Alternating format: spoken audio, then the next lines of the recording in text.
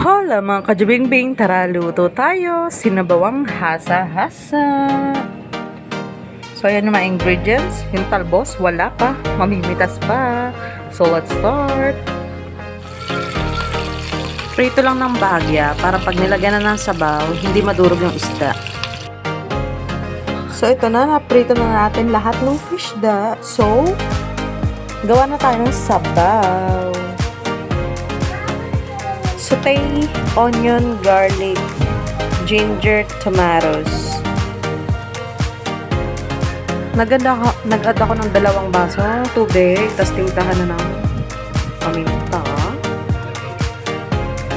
Salt.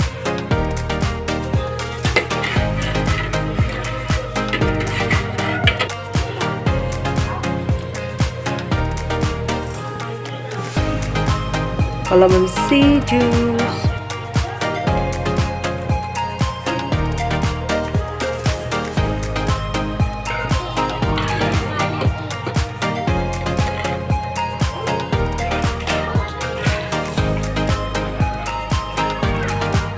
Walang talbo, so ito na lang.